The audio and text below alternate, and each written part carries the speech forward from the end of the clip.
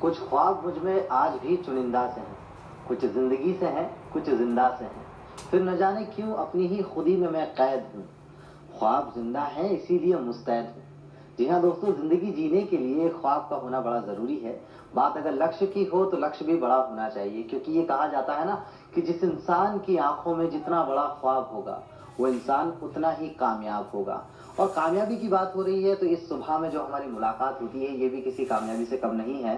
और मुलाकातों का सिलसिला यूं ही रवां और जवां रहे, इसी के साथ हम कहते हैं आप सभी से मिलकर सुप्रभात धरती धुरारी। मैं हूं आपके साथ अजहर और मैं हूं आपके साथ नाहिद अख्तर। और अजहर, जितनी खूबसूरत ये दिन की शुरुआत हुई है उतनी ही खूबसूरत तुम्हारी लाइनें थी। और ख्वाब देखते रहना चाहिए, तभी आप उन्हें पूरा कर पाएंगे। और कहते था कि वो एक डॉक्टर बने, फेमस डॉक्टर बने, और उन्होंने सबसे पहले यही किया कि वो एक हार्ट स्पेशलिस्ट बने।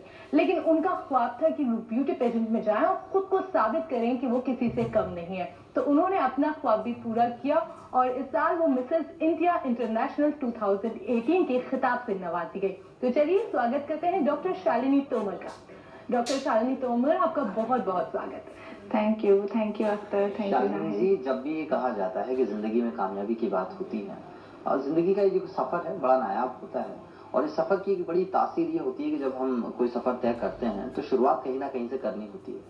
हम भी आपसे यही जानना चाहेंगे कि आपकी जिंदगी का वो सफर, क्योंकि वो क्राउनिंग मूवमेंट भी आपकी जो 2018 जो साल आपके लिए लेकर आया, लेकिन हम थोड़ा आपको पहले लिए चलते हैं आपके बचपन की तरफ, जहां पर वो ख्वाब आपने देखा पहली बार कि मुझे वो क्राउन जीतना है। तो कहाँ से ये सफर की शुरुआत हुई, उस सफर के बारे में बताइए। क्राउन जीतने के ख्वाब की अगर बात करें तो जब मैं छोटी थी तो थोड़ा थोड़ा सा ऐसा स्टाइल, एटीट्यूड ये था मेरे अंदर इनबॉर्न ही। बनना चाहती थी मैं, ऐसा मुझे था मेरा लाइफ में, मेरा ड्रीम था ये कि I just want to have a crown on my head. मुझे याद है अभी भी जब छोटी थी मैं, एक बार मेरे घर पे रिलेटिव्स आए हुए थे, मेरे मामा जी मामी जी आए हुए थे। तो जस्ट ऐसे जैसे बच्चों से बातों बातों में कुछ भी क्वेश्चन पूछते हैं, तो उन्होंने पूछा था बेटा बड़ा होके क्या बनोगे। तो मैंने कहा मैं तो मिस इंडिया बनूंगी। लेकिन मेरी मम्मी थे वहीं पे, तो मम्मी ने कहा बेटा पहले डॉक्टर बन जाओ, उसके बाद में जो इच्छा है वो बन जाना।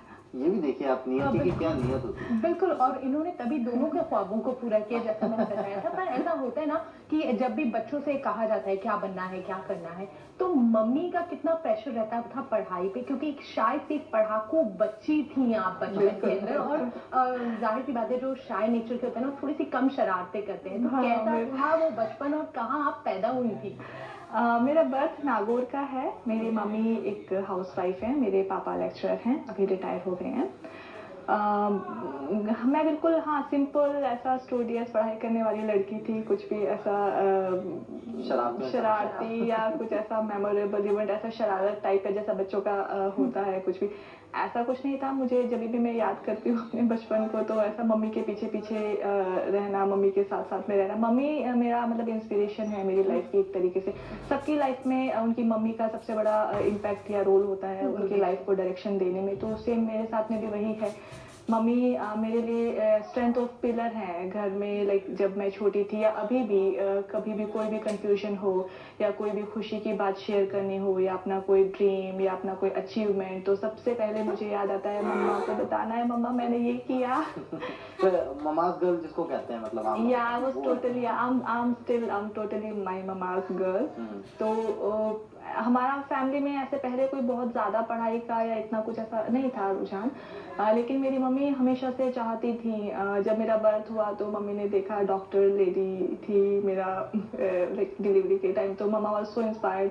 एंड मैं थी वहाँ पे तो किन्हीं नर्स ने बोला कि अरे ये तो बिल्कुल हमारे डॉक्टर के जैसे लगती है देखने में। तो तब से मेरी मम्मी को ये था कि मेरी बेटी तो डॉक्टर जैसी लगती है देखने में, और ये तो बड़ी होके डॉक्टर बनेगी।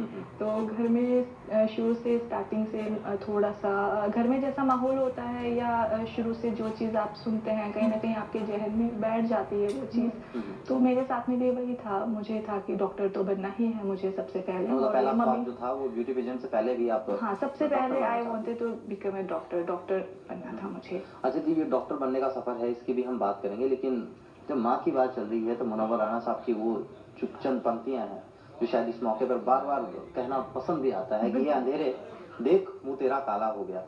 माँ ने आंखें खोल दी, घर में घर में उजाला उजाला हो गया। और ये वाकई ये सच बात है कि एक अगर हम एक नॉर्मल एस्पेक्ट में भी देखते हैं, बिल्कुल। सुबह सुबह नहीं होती जब तक माँ की आंखें नहीं खुलती, और जब माँ बिल्कुल। आंखें खुलती है तो शायद वाकई में सुबह सुबह हो जाती है और पूरा रोशनी से सराबोर पूरा एक माहौल हो जाता है। ऐसा में मैं आपसे ये जानना चाहूंगा कि जब मदर का सपना फुलफिल करने की बात आती है, यूं कहें कि कहीं ना कहीं आपके जहन नशीन वो बात कर देना कि जिंदगी में कुछ अच्छा ही करना है, ये एक सोच हो जाती है। करेक्ट। तो कैसा लगा था, क्योंकि वो एमबीबीएस का जो सफर है उसकी बात हम आपसे करेंगे, लेकिन जब आप डॉक्टर बन जाते हो उसके बाद कैसा एक प्राउड मोमेंट क्या था कि एक जहन में?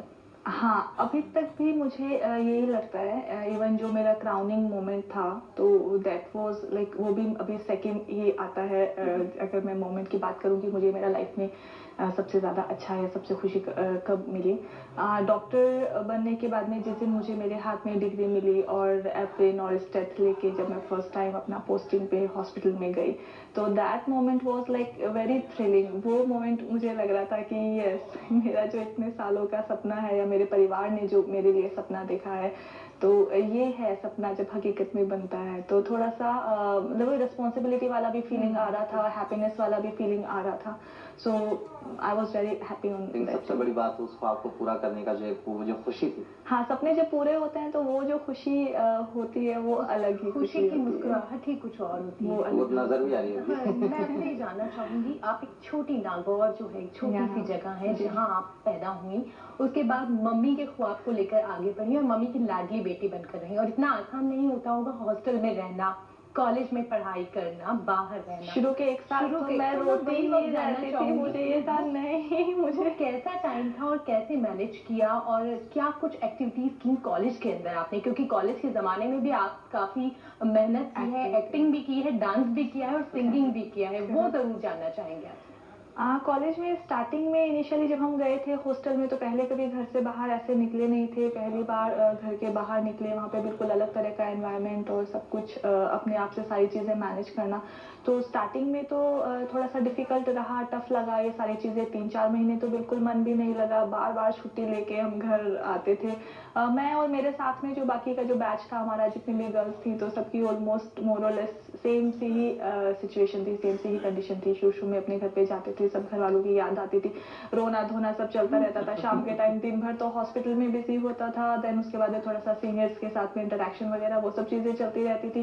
देन आफ्टर दैट जैसे ही अपने अपने रूम्स में जाके बैठते थे, तो कोने में जाके सब लोग अपना रोना धोना और वो सब स्टार्ट हो जाता था। तो शुरू के 3-4 महीने होते हैं थोड़े से डिफिकल्ट, बट उसके बाद में धीरे धीरे सबके साथ में वो फ्रेंडशिप वगैरह बननी स्टार्ट हो जाती है। वो अपना लाइकिंग डिसलाइकिंग ये सब चीज़ें शेयर करने लगते हैं। देन अपना कॉलेज में सिलेबस वगैरह वो सब आ जाता है आपके सामने, इतना पढ़ाई करना है, एग्जाम्स की डेट वगैरह लगनी स्टार्ट हो जाती हैं। तो धीरे धीरे सारी चीज़ें लाइन अप हो जाती हैं। देन कॉलेज में हाँ वो सब चीज़ की आदत हो जाती है। देन सीनियर्स भी काफ़ी सपोर्ट करते हैं, बिकॉज सब ये सेम तरह की सिचुएशन से निकल के आते हैं, सबका सेम कंडीशन होता है। तो लेकिन सीनियर्स को देख आपकी के थोड़ा जिंदगी में कुछ खास रहा, क्योंकि यहीं आपको आपके हमसफर भी मिले और आपके मेंटोर भी मिले, अरे। तो वो किस तरीके से आपकी मुलाकात हुई जब आप अपने मेंटोर, अपने हस्बैंड, जो हस्बैंड होने वाले थे, उनसे मिली? हाँ, कॉलेज का गेट टुगेदर था एक, जिसमें डॉक्टर साहब ने, मेरे हस्बैंड डॉक्टर सुनील कुमार करसा, तो उन्होंने देखा था मुझे प्रोग्राम में। फिर डॉक्टर साहब आए थे मेरे पास में, बात वगैरह मुझसे बात करनी स्टार्ट की उन्होंने।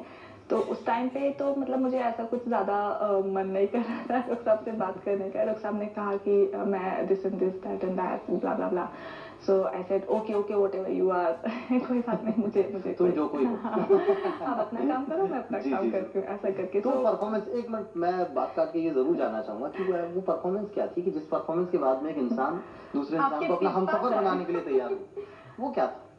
एक्चुअली डॉक्टर साहब वो सीनियर टू मी, मतलब मैं वहाँ पे एमबीबीएस करने के लिए गई थी, एंड डॉक्टर साहब वहाँ पे एमबीबीएस कंप्लीट करके अपना पोस्ट ग्रेजुएशन एमडी करने के लिए आए थे वहाँ पे।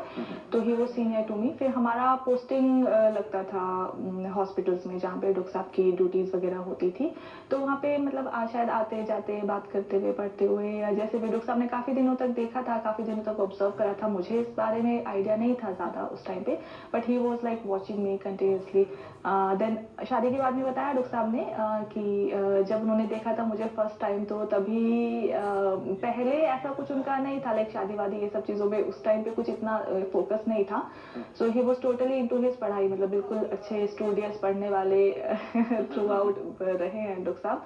तो उस टाइम पे तो उनको ये था कि नहीं, अभी तो मेरा एमडी कंप्लीट होगा, देन उसके बाद में तो मुझे और 3 साल का डीएम करना है, कार्डियोलॉजिस्ट बनना है. तो उनका ड्रीम यही था उस टाइम पे. बट जब देखा उन्होंने मुझे, तो फिर उसके बाद में बोले कि हाँ ठीक है, डीएम तो करना है, वो तो होता रहेगा, शादी भी तो करनी है.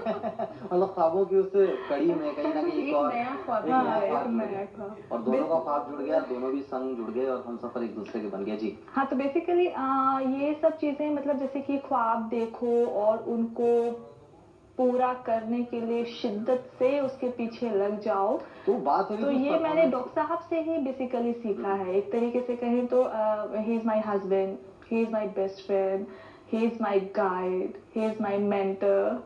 मेरा पर्सनालिटी डेवलपमेंट में जितना रोल मेरी मम्मी का है, तो उतना ही मेरे हस्बैंड का भी है. तो देखिए, अभी ये तक नाहिद जी, भी ये बहुत बड़ी बात है अपने आप में कि आपको एक ऐसा हमसफर मिलता है जो आपके ख्वाबों की कद्र करता है. बिल्कुल. हम बाज़ाब पढ़ते हैं बहुत सारी ऐसी बातें जो कहीं ना कहीं सोसाइटी में नहीं होनी चाहिए. बिल्कुल. कि वो कहते हैं ना कि मर्द की शान ये है या बिल्कुल, ब्ला ब्ला, बिल्कुल। लोग अपने आप को जबरदस्ती का एक, और वहाँ अगर एक हमसफर ऐसा हो जो आपको नरिश करना, जिसको हम कह सकते हैं तो आम भाषा में. शायद आप अपनी मंजिल को आसानी से पा बिल्कुल लेती आसानी से हैं। पा और दोनों आपकी चीज़ कामयाबी तभी कदम चूमती है जब आपका हमसफर और आपके सराउंडिंग जितने लोग हैं वो आपकी मदद करते हैं, आपको आगे बढ़ने के लिए मोटिवेट करते हैं. और अजहर में ये इसका एक बता गीता जागता उदाहरण आप भी हैं. बिल्कुल, बेशक मैं खुद भी हूँ. अजहर, एक बात और तुमको बताना चाहूंगी साथ में कि जो मिसेस इंडिया इंटरनेशनल का सफर था ना, जो शालिनी जी का शुरू हुआ, उसमें सबसे अहम रोल भी निभाने वाले उनके हस्बैंड ही थे. क्या बात क्योंकि वो बिल्कुल. ख्वाब जो बचपन में पल रहा था और कहीं डॉक्टर की और मेडिकल की हाँ, पढ़ाई वो के अंदर थोड़ा सा दब गया था, वो और अपना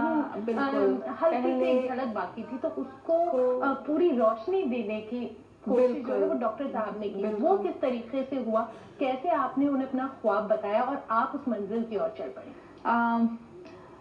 बेसिकली अपना एमबीबीएस का पढ़ाई करने के बाद में post graduation, then hospital management, और देन फैमिली, बच्चे, रिलेटिव्स, तो ये सब चीज़ों में ही लाइफ चल रहा था. देन ऐसा ही सडनली मैं एक बार डॉक्टर साहब के साथ में बैठी हुई थी एंड टीवी में ब्यूटी पेजेंट आ रहा था, तो मैंने ऐसे लाइट मोड में जस्ट डॉक्टर साहब से कहा कि मुझे भी ऐसा कुछ पार्टिसिपेट करने का मन था. जब मैं छोटी थी तो पैसा बनना चाहती थी, कुछ कुछ ऐसा क्राउन लेके आना चाहती थी.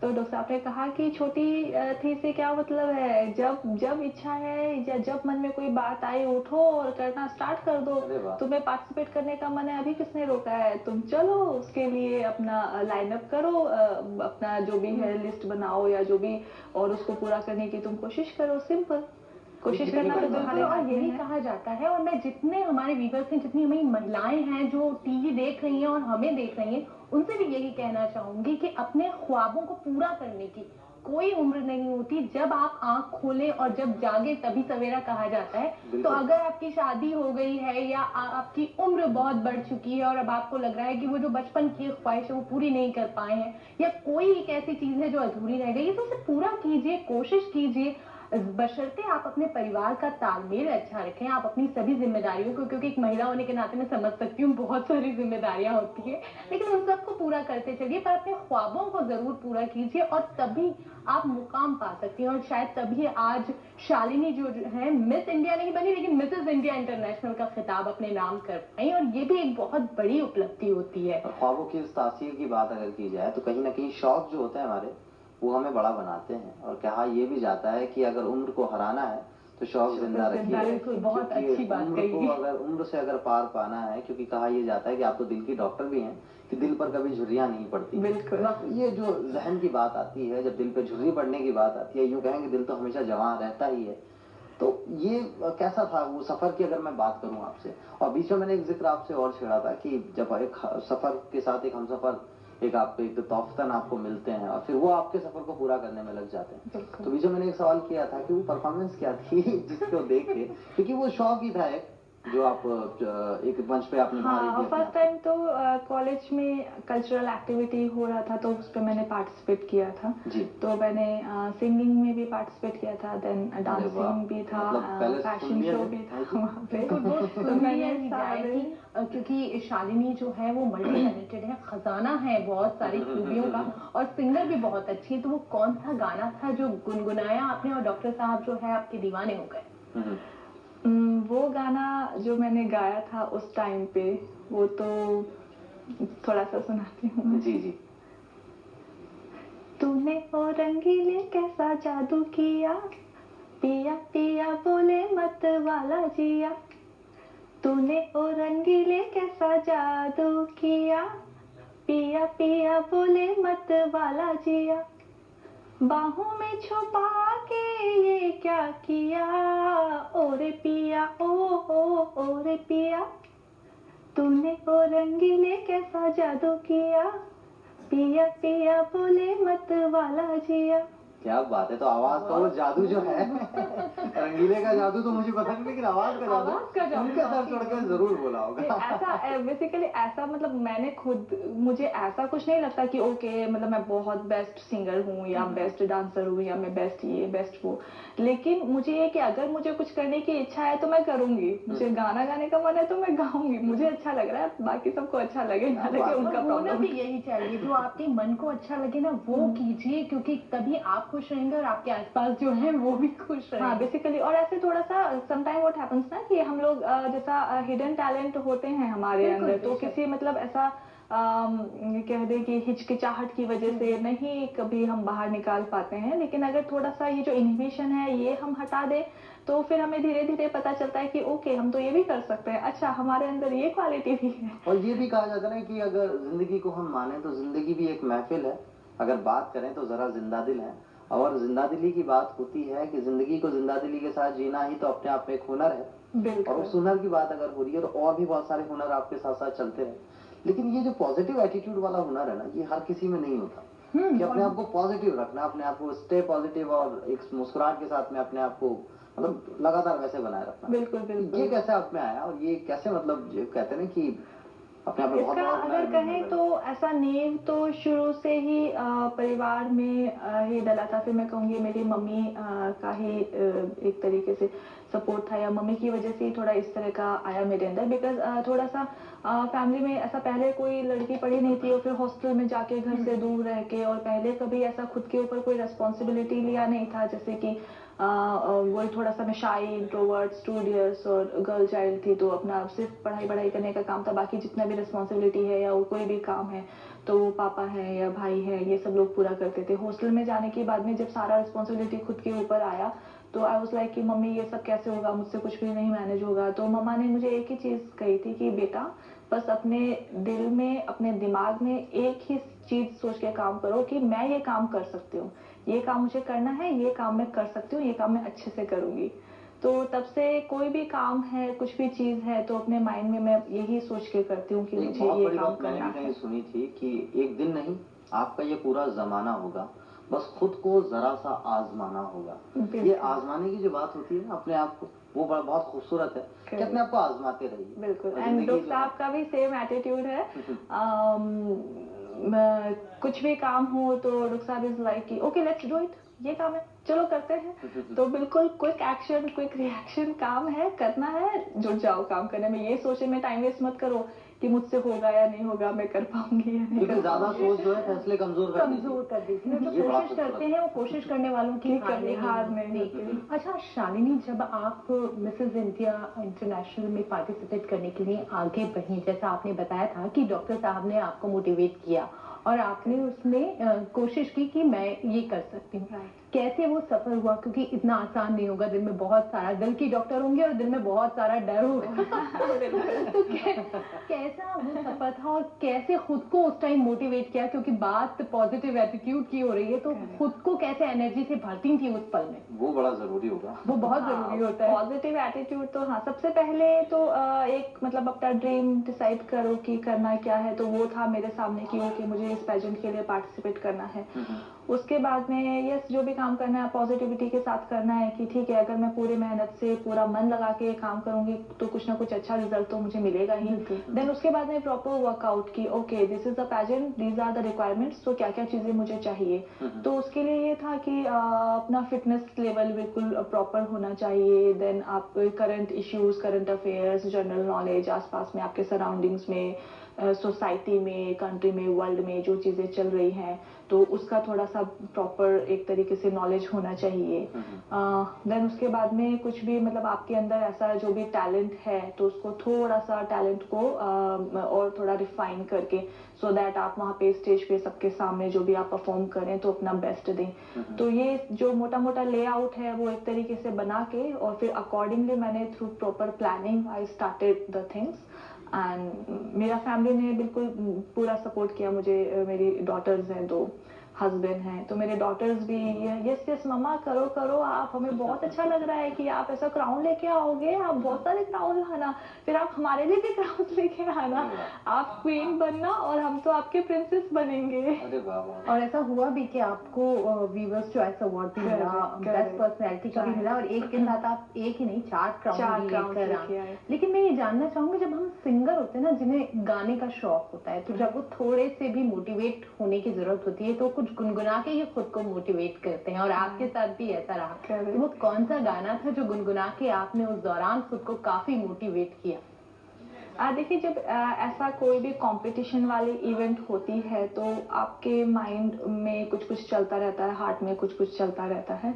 सो मतलब ऐसा कभी बिल्कुल हाँ एक्साइटमेंट, कभी थोड़ा सा डिप्रेशन, तो ये जो मिक्स्ड काइंड ऑफ फीलिंग्स हैं तो चलती रहती हैं ये। मेरे दिमाग में भी आ रहा था ये सब चीज़ें कि ओके मैं आई हूँ, सब इतना लाइक अपना मैंने टाइम एनर्जी सब कुछ मैंने डाला है, इतना इनपुट, तो मुझे कुछ अच्छा रिजल्ट पॉजिटिव मिलना चाहिए। बट कभी कभी ऐसा होता है कि थोड़ा सा स्ट्रेस या डिप्रेशन कहें ऐसा कुछ फीलिंग आता है। लेकिन उसी टाइम पे अच्छा सा मूवी आई थी आमिर खान की दंगल, तो दंगल मूवी का बहुत ही ऑसम सा गाना है और अभी भी मुझे अगर कुछ भी ऐसा थोड़ा सा भी ऐसा डिप्रेशन या कुछ भी ऐसा लाइक थोड़ा सा डिप डिप फील होता है लाइफ में तो जस्ट मैं वो लाइंस गुनगुनाती हूँ उस मूवी के उस टाइटल सॉन्ग की और फिर बिल्कुल एनर्जी से भर के और मैं वापस अपना काम स्टार्ट कर देती हूँ। थोड़ा सा गुनगुना दीजिए ताकि हमारे जितने व्यूवर्स भी हैं वो मोटिवेट हो और हम खुद भी मोटिवेट हो। वो गाना भी बिल्कुल दिलेर मेहंदी जी की आवाज में है और बिल्कुल ऐसा अच्छा मोटिवेटिंग सॉन्ग है। सो लठ गाड़ दू माँ के पेट से मरघट तक है तेरी कहानी, पग पग प्यारे दंगल दंगल दंगल, सूरज तेरा चढ़ता ढलता गर्दिश में करते हैं तारे दंगल दंगल दंगल, धड़कने सीने में जब दुबक जाती हैं तो पीठ थपथपा उन्हें फिर जगह बात बन जाती है। क्या बात। तो ये जिंदगी में बात बनाने का तो ये सलीका है। बिल्कुल। आप तो दिलों की डॉक्टर हैं, धड़कनों को तो बढ़ाने की बात अपने आप लाजमी हो जाती है। लाजमी होती है और कहते हैं ना अजहर जो संगीत होता है ना वो कहीं ना कहीं हम जब भी हम थोड़े से भी नर्वस हो रहे होते हैं तो हमें मोटिवेट करता है, चाहे वो किसी भी तरीके का संगीत हो, आपकी पसंद का हो, लेकिन जब हल्का सा भी संगीत की धुनें कानों में होती हैं तो एनर्जी से भर जाती है और यही आपके साथ रहा। एग्जैक्टली जैसे हम कहते हैं कि शरीर के लिए खाना जरूरी है, ऐसे हमारे सोल के लिए, हमारे मन के लिए संगीत जरूरी है। बहुत सही बात कही है आपने। अच्छा, ब्यूटी पेजेंट जो होते हैं ना सिर्फ आपकी पर्सनैलिटी को निखारते हैं बल्कि कई आपकी खूबियां होती हैं जो कहीं ना कहीं छिपे होती हैं, उन्हें भी जाहिर करते हैं। करेक्ट। आपको उस दौरान अपनी कौन कौन सी खूबियों के बारे में पता चला जो कहीं थोड़ी सी छुपी हुई थी? सिंगिंग और डांसिंग का तो आपको पता था लेकिन ये नहीं पता था कि अरे मैं ये भी कर सकती हूँ, तो वो कौन सी खूबियां? हाँ, सिंगिंग और डांसिंग का भी पहले मुझे ऐसे लगता था कि ठीक है, मतलब ऐसा छोटे लेवल पे घर पे कोई प्रोग्राम हुआ या ऐसा फ्रेंड्स के बीच में से थोड़ा सा कुछ गुनगुनाने का हुआ तो उस लेवल तक मैं कर सकती हूँ, ऐसा मुझे लग रहा था। बट वहाँ पे जाने के बाद में मैंने जो भी परफॉर्मेंस दिया तो डेफिनेटली मैंने अपना बेस्ट दिया वहाँ पे। एंड जैसे कि डांस किया था मैंने वहाँ पे, घूमर डांस किया था, तो proper Rajasthani Marwari attire and jewellery के साथ में प्रॉपर ग्रेसफुल घूमर डांस जो मैंने परफॉर्म किया वहाँ पे। बिल्कुल वहाँ पे मेन मोटो तो यही था कि जिस कल्चर से हम जुड़े हुए हैं, जहाँ से हम आए हैं, हमारा ऐसा वाइब्रेंट कलरफुल जो कल्चर है हमारा, तो वो मैं लोगों के सामने दिखा पाऊँ। तो जो घूमर डांस से अच्छा और क्या होगा। बिल्कुल। घूमर डांस जो मैंने परफॉर्म किया वहाँ पे, तो जितने भी जजेस थे और जितने भी इवन कंटेस्टेंट थे, ऑडियंस थे, तो पूरा हॉल बिल्कुल इतना क्लैपिंग से गूंज गया था वहाँ पे। और मुझे बेस्ट टैलेंट का अवार्ड तो मिला ही। तो मुझे लगा कि वाह, इतना अच्छा डांस कर सकती हूँ मैं। कि अवार्ड मिल जाए। हाँ, तो जी।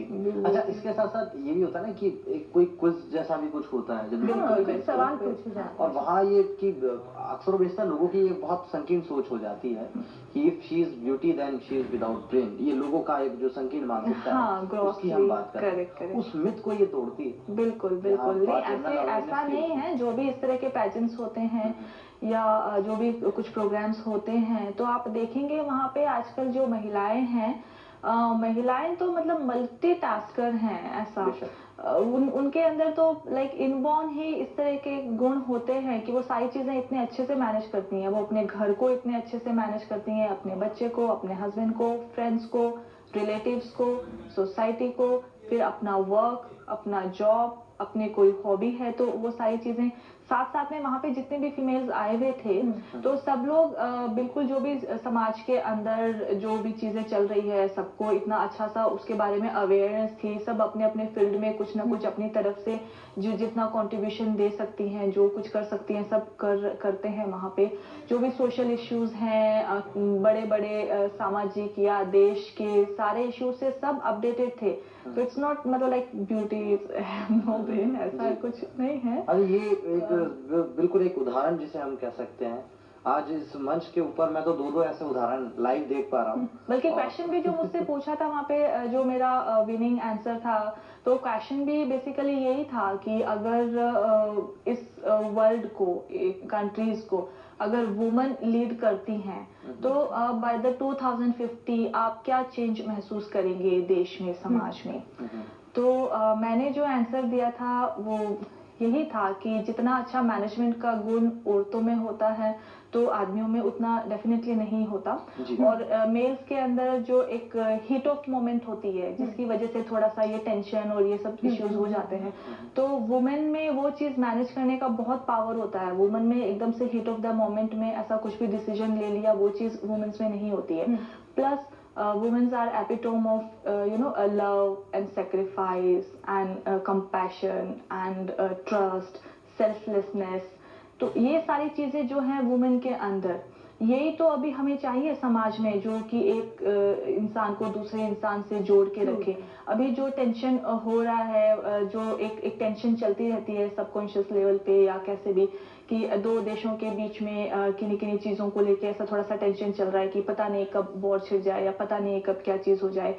फिर जो ये टेररिज्म है या और भी ये जो ग्लोबल वार्मिंग है, इस तरह के जो भी इश्यूज हैं, तो मुझे ऐसा लगता है कि अगर वुमेन लीडर होंगी तो उनका काम करने का नजरिया अलग तरह से होगा, उनका सोचने का नजरिया चीजों को अलग तरह से होगा, क्योंकि उनके अंदर थोड़ा सा वही जो हम कहें सेल्फलेसनेस वाला जो फीलिंग है, जो एक गिविंग वाला जो एक एटीट्यूड है, तो वो चीज that can make a difference. So I gave that answer and everyone appreciated that. और ये तो वाकई में आज उन लोगों के लिए बहुत बड़ा जवाब होगा जो पेरेंट्स को बहुत ऐसे मतलब नॉर्मल लेते हैं, जबकि एक इंसान के पूरे व्यक्तित्व का निखार का काम इस तरह की जो प्रतिस्पर्धाएं हैं वो कर देती हैं। पर साथ में मैं यही कहूंगी अजहर कि, और इवन जो पेरेंट्स टीवी देख रहे हैं उन्हें यही कहूंगी कि अगर थोड़ी सी भी कोशिश करें तो आपकी बेटी या आपकी बहू या एक छोटी सी बच्ची या आपके सराउंडिंग जो भी महिलाएं हैं वो आगे बढ़ सकती हैं और बहुत अच्छा मुकाम हासिल कर सकती हैं। और जब वो तरक्की करेंगी ना तो बेशक उसमें कहीं ना कहीं आपकी तरक्की भी होगी। जैसे आज शालिनी मिसेस इंडिया इंटरनेशनल बनी है तो उनके हस्बैंड को भी फील होता है कि वो भी मिस्टर इंडिया इंटरनेशनल बन गए। एक पॉइंट याद आया, जब मेरा वो क्राउनिंग मोमेंट था और मुझे जब क्राउन वगैरह दिया, मैं आपसे माजरत चाहूंगा। हाँ, जब क्राउनिंग मोमेंट था तो उस क्राउनिंग मोमेंट को दोबारा जीते हैं, ये खूबसूरत सा देखें। क्यों ना आपके सर पे, क्योंकि ताज की जगह तो सर पे ही, तो ताज को क्यों ना एक बार सर पर पहन लिया जाए और फिर बाकी की बातचीत आपसे की जाए तो ज्यादा मजा आएगा। ये तो मतलब वो मोमेंट दोबारा जीने वाली बात हो गई। बहुत खूब। तो ये अपने आप में मतलब कहीं ना कहीं बहुत बड़ी बात होती है जब आप इस तरह की कोई प्रतिस्पर्धा को जीतते हैं, या यूं कहें कि उस क्राउन को अपना आपने बना लिया। तो ये अब वो फील शायद आप में आए, क्योंकि वो आपकी बेटियों ने आपसे कहा था ना कि आप क्वीन बनना, हम प्रिंसेस बनेंगे। मेरा ख्याल से वो फील पूरा हो जाएगा। हाँ, बेसिकली जो क्राउन है ये सिंबलाइज करता है कि आपके सिर के ऊपर एक रिस्पॉन्सिबिलिटी है। तो जब आपके सिर के ऊपर ऐसा क्राउन आता है तो आपको अपने आप से अंदर से थोड़ा सा डिफरेंट काइंड ऑफ फीलिंग आता है कि ओके अभी मैं रिस्पॉन्सिबल हूँ चीज़ों के लिए, और ऐसा थोड़ा रिस्पॉन्सिबिलिटी वाला फीलिंग आता है। अच्छा, ये क्राउन पहनने का ख्वाब तो बचपन से आंखों में था, है ना? लेकिन पहले जरूरी था जो मम्मी का ख्वाब है वो पूरा करना। पर जब अपना ख्वाब पूरा हुआ तो वो एक लम्हा, वो एक पल कैसा था? कैसा महसूस कर रही थी? उस टाइम पे तो सच पूछो तो जिस वक्त मुझे क्राउन मिला तब तो सब कुछ ऐसा ब्लैक ब्लैक हो गया था। फॉर फ्यू मोमेंट्स तो कुछ भी नहीं समझ में आ रहा था। उसके बाद में जब सब कॉन्ग्रेचुलेशन और फोटोज और ये सब वाला चीज स्टार्ट हुआ तो देन आई वाज लाइक कि ओके हाँ मुझे मिल गया crown, so now I am Mrs India international. वो फीलिंग तो थोड़ा सा एक्सप्रेस करना डिफिकल्ट ही है। मैं जरा सी बात और शुमार कर दूं कि जो कंपटीशन था वो सिर्फ इंडिया तक महदूद नहीं था, बल्कि एनआरआई जो महिलाएं हैं वो भी इसमें थी, इंडियन ओरिजिन की, वो भी इसमें शुमार हाँ, थी। सिंगापुर, मलेशिया और आसपास के बहुत बड़ा कंपटीशन था। हाँ, 50 कंटेस्टेंट थे और बिल्कुल ऐसा नेक टू नेक कंपटीशन था सबके बीच में। और वहाँ पे जो लोकलाइट्स थे, जैसे जो कुछ आसपास के लोग थे उनको लोकलाइट्स का भी काफी सपोर्ट था throughout the journey of this pageant, ये सब देखने को मिला। लेकिन ठीक है, अगर आप अपना बेस्ट देते हो तो फिर लोग आपके नाम का भी वो बिल्कुल कहीं ना कहीं बसता है। लेकिन हम अभी इससे थोड़ी सी देर पहले जिक्र कर रहे थे कि जब आप मिसेस इंडिया इंटरनेशनल का खिताब अपने नाम कर पाई तो घर बैठे, लेकिन आपके साथ बहुत सारी मेहनत करके आपके हस्बैंड को लगा कि वो तो मिस्टर इंडिया इंटरनेशनल वो कैसे हुआ? और आप उसके बारे में बहुत दिलचस्प किस्सा कह भी रही थी। हाँ, मेरे हस्बैंड जब ये क्राउन के बाद में जब मैं गई मेरे हस्बैंड के पास में तो मेरे हस्बैंड ने बहुत अच्छा कॉन्ग्रेचुलेशन बोला। फिर बोला कि अरे यार ठीक है, तुम्हारा सपना तो पूरा हो ही गया और मैं तो साथ साथ में बैठे बैठे ही मिस्टर इंडिया इंटरनेशनल बन गया।